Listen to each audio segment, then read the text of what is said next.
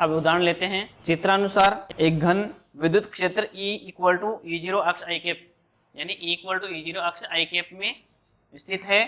इसका मतलब होगा कि विद्युत क्षेत्र कौन सी दिशा में है, आई कैप की दिशा यानी अक्ष की दिशा में। घन की प्रत्येक भुजा का मान A इक्वल टू 1 सेंटीमीटर दे रखा है तथा नियतांक E0, ये जो E0 का मान दे रखा है 2.5 × 10⁵ न्यूटन प्रति कूलम मीटर दे रखा है। अपने को ये कह रहे हैं कि घन से पारित कुल विद्युत फ्लक्स और घन द्वारा परिबद्ध आवेश का मान ज्ञात कीजिए। कुल फ्लक्स ज्ञात करने के लिए सबसे पहले तो इस एक फलक का क्षेत्रफल देखें कितना होगा, तो एक फलक का क्षेत्रफल कितना होगा a²। कुल फ्लक्स कितना निकलेगा, φ इक्वल टू E.S।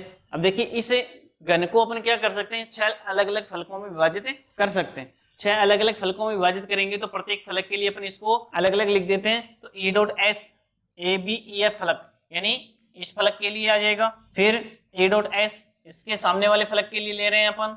इसी प्रकार से इस फलक के लिए, इस फलक के लिए, इधर वाले फलक के लिए और पीछे वाले फलक के लिए लेंगे। तो इनको 6 भागों में अपन ने विभाजित कर दिया। अब यहाँ क्या करते हैं, E.S को अपन क्या लिख सकते हैं, ES cos थीटा। तो प्रत्येक भाग के लिए अपन ने इसको ES cos थीटा लिख दिया। अब अपने को क्या करना है, E और S के मध्य में प्रत्येक फलक के लिए थीटा का मान ज्ञात करना है कि इन दोनों के मध्य कोण कितना है।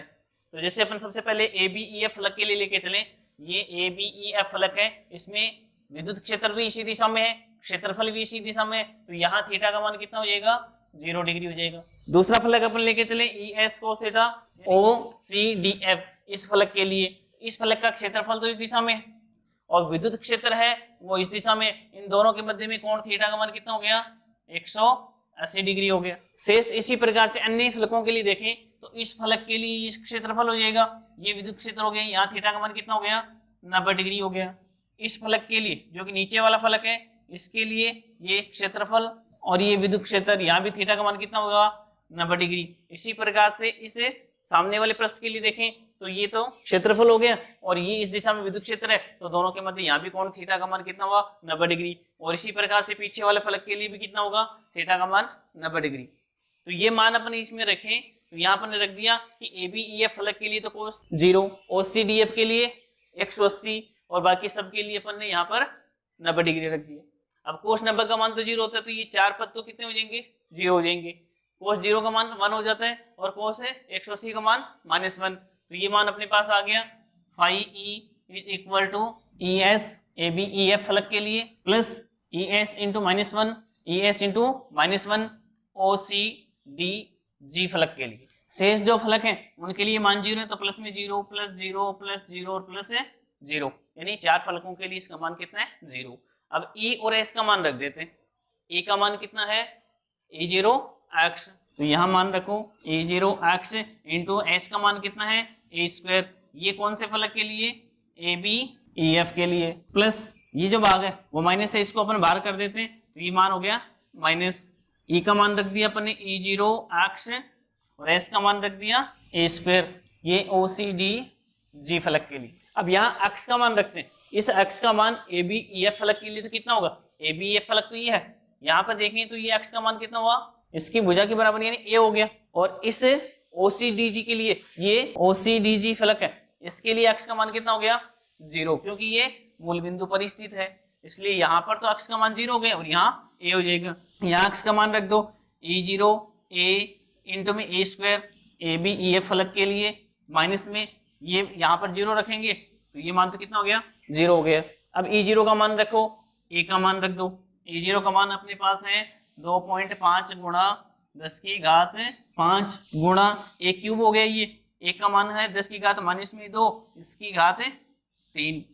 सरल करो इसको, तो ये 2.5 गुणा 10⁵5 गुणा 10⁻6 हो गया, यानी इसका मान आ गया 2.5 गुणा 10⁻+5 और -6 यानी -1। फाई का मान अपने पास आ गया 0.25 न्यूटन मीटर स्क्वायर प्रति कूलम। अब अपने को इसे के अंदर स्थित आवेश और ज्ञात करना है, तो आवेश का मान ज्ञात करने के लिए गाउस का नियम अपन उपयोग में ले, तो फाई ई इक्वल टू क्या होता है, Q अपॉन एप्सिलॉन नॉट। तो आवेश Q बराबर कितना हो जाएगा, phi E into epsilon naught हो जाएगा। या मान रख दो Q equal to phi E का मान तो रख दिया 0.25 गुणा एप्सिलॉन नॉट का मान को 8.854 गुणा 10⁻12। अब इसको सरल करने पर ये मान आ जाएगा 2.21 गुणा 10⁻12 कूलम। अब अगला उदाहरण लेते हैं जिसमें ये कह रहा है कि एक अर्ध गोलाकार बिंदु किसी एक समान विद्युत क्षेत्र ई में रखा है, इसके वक्र पृष्ठ से संबद्ध विद्युत फ्लक्स क्या होगा यदि विद्युत क्षेत्र इसके आधार के समांतर हो। ये इसका आधार है, आधार के समांतर विद्युत क्षेत्र हो तो कितना होगा, और आधार के लंबवत दिशा में विद्युत क्षेत्र हो तो इस वक्र पृष्ठ से गुजरने वाला फ्लक्स अपने को ज्ञात करना है कितना होगा। तो इसको अपन सरल कर रहे हैं। तो सबसे पहले अपन ये देखें कि ये जो अपने को बिंदु दे रखा है अर्धगोलाकार, इसके अंदर कोई आवेश अपने को नहीं दे रखा है, यानी आवेश Q इक्वल टू कितना है, 0 है।